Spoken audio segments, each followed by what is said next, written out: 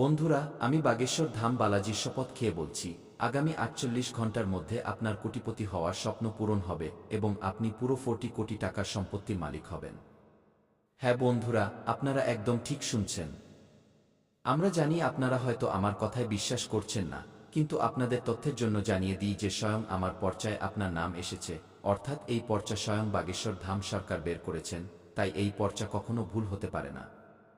কিন্তু বন্ধুরা, আপনিও যদি চান যে আগামী ৪৮ ঘন্টার মধ্যে আপনার জীবন বদলে যাক এবং আপনি পুরো ৪০ কোটি টাকার সম্পত্তির মালিক হয়ে যান, তবে এর জন্য আপনাকে আজকের এই ভিডিওটি শুরু থেকে শেষ পর্যন্ত দেখতে হবে।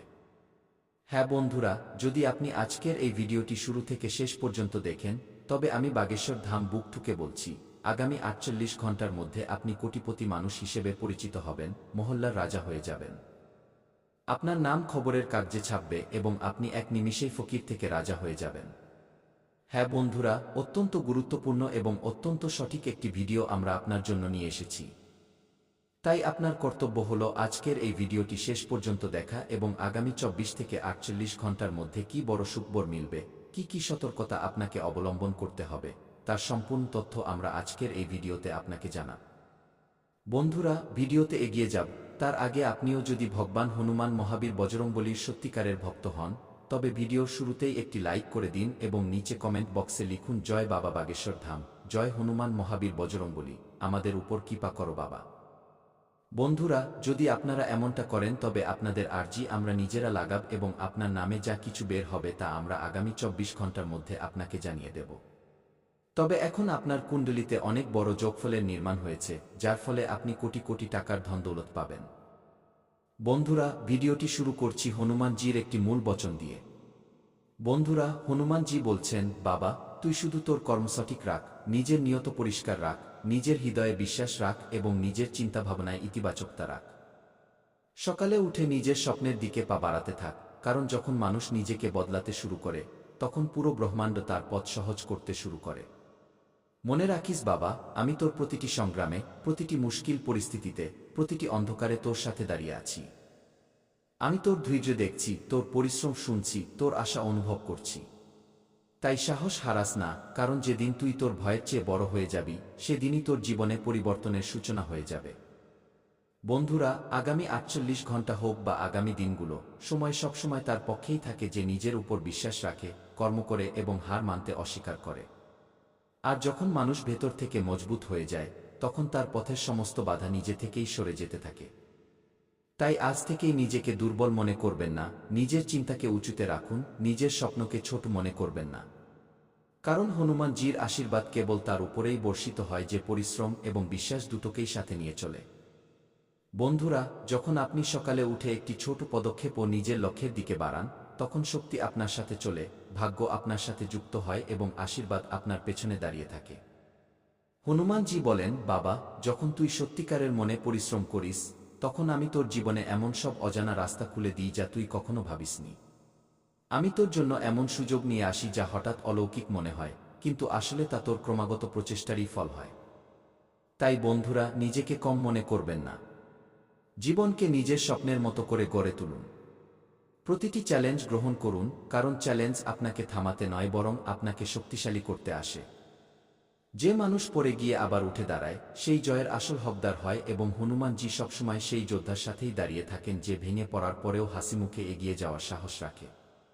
আজ যে সংগ্রাম, সেটাই আগামীকালের সাফল্য হবে। আজ যে পরিশ্রম, সেটাই আগামীকালের ফল হবে। আজ যে চোখের জল, সেটাই আগামীকালের হাসি হবে এবং আজ যে বিশ্বাস, সেটাই আগামীকাল অলৌকিক হয়ে আপনার জীবনে ফিরে আসবে। বন্ধুরা, মনে রাখবেন, ভালো মনে করা প্রতিটি কাজ, হৃদয় থেকে করা প্রতিটি প্রার্থনা এবং সম্পূর্ণ নিষ্ঠার সাথে করা প্রতিটি চেষ্টা ব্রহ্মাণ্ডে নথিবদ্ধ হয়ে যায় এবং সময় হলে তার ফল অবশ্যই পাওয়া যায়। তাই বাবা, পরিশ্রম চালিয়ে যা, ভয় ছেড়ে দে, সন্দেহ ছেড়ে দে, নিজের উপর ভরসা কর। কারণ যখন তুই তোর কর্মকে উঁচুতে নিয়ে যাবি, তখন আমি তোর জীবনকে উঁচুতে তুলতে নিজেই চলে আসব।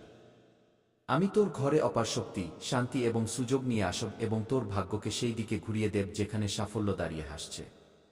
বাবা, তুই শুধু এগিয়ে যা, পদক্ষেপ ছোট হোক কিন্তু থামিস না। কারণ দাঁড়িয়ে থাকা জলও নোংরা হয়ে যায় এবং বহমান জল নিজের শক্তি বাড়াতে থাকে।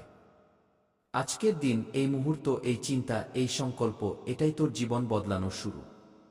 তাই ওঠ, জাগ, পরিশ্রম কর, বিশ্বাস রাখ এবং জেনে নে যে আমি প্রতিটি পদক্ষেপে তোর সাথে আছি। পরিশেষে বন্ধুরা, মনে রাখবেন যে হনুমানজির সত্যিকারের অলৌকিকতা তখনই ঘটে যখন মানুষ নিজে তার জীবনে পরিবর্তন আনার সাহস করে এবং যে নিজেকে বদলে ফেলে, তার বদলে যাওয়া ভাগ্যকে আটকানোর ক্ষমতা কারোর থাকে না। হ্যাঁ বন্ধুরা, এবার এগিয়ে যাই এবং কিছু গুরুত্বপূর্ণ সতর্কতা ও কিছু গুরুত্বপূর্ণ প্রতিকার বা টোটকা সম্পর্কে জানি, যার ফলে আগামী ২৪ ঘন্টার মধ্যেই আপনার জীবনে অলৌকিক ঘটনা ঘটবে।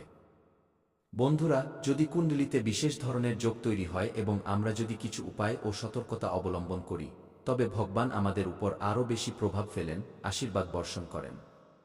আপনার স্বপ্ন পূরণ হতে চলেছে, কারণ ভগবান ভোলানাথের একটি বার্তা আপনার জন্য এসেছে।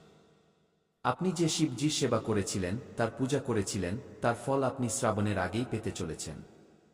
বন্ধুরা, আপনি এই মুহূর্তে আপনার বাড়ির আশেপাশের লোকজনের উপর কড়া নজর রাখুন। আমি এই কথা এই জন্যই বলছি কারণ এবার শত্রুরা আপনার বাড়ির আশেপাশেই বেড়ে উঠছে।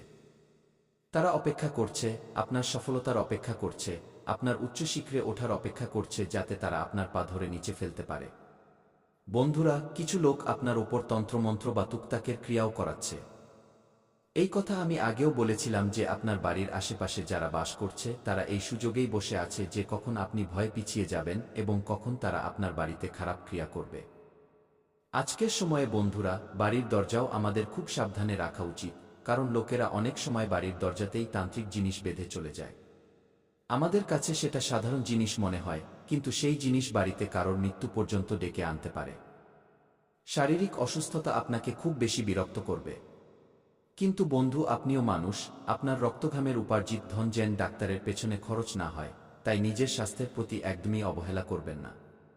কারণ দেখুন বন্ধুরা, টাকা অনেক কষ্টে উপার্জন করা হয়। আজকের সময়ে টাকা আয় করা সহজ নয়।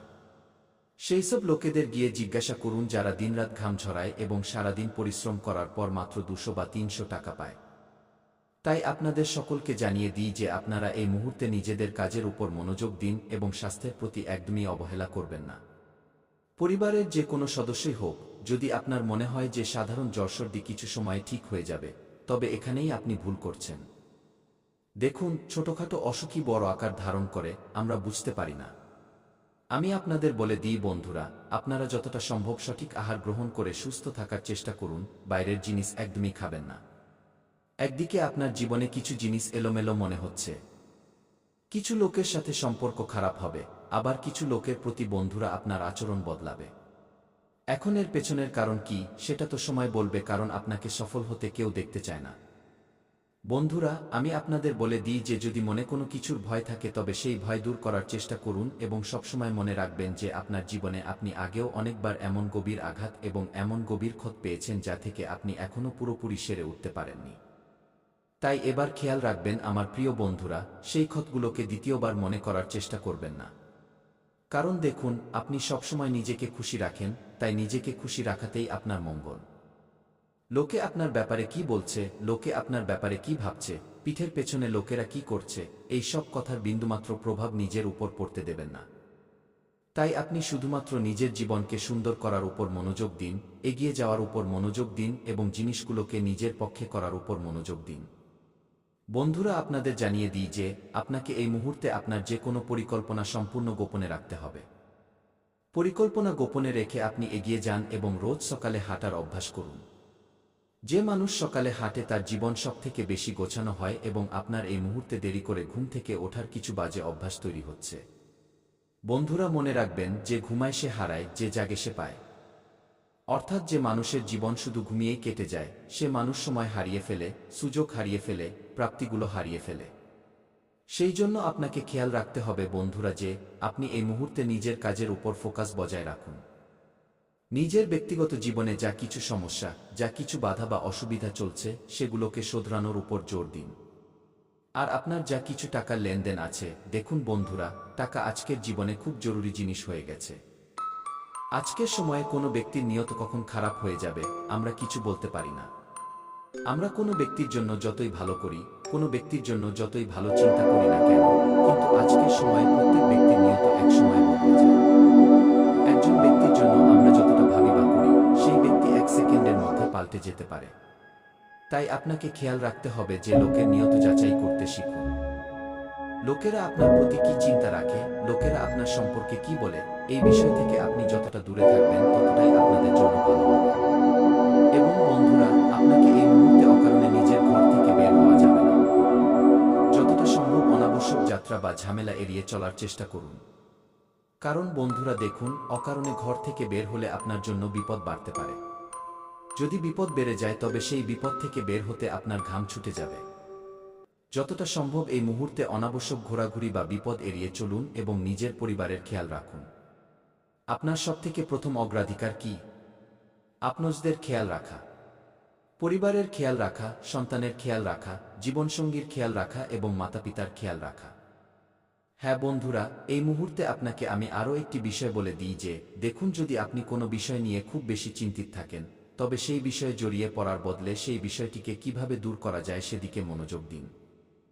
কারণ দেখুন, কোনো জিনিসে আপনি যতটা বেশি জড়াবেন, সেই জিনিস ততটাই বেশি খারাপ হবে।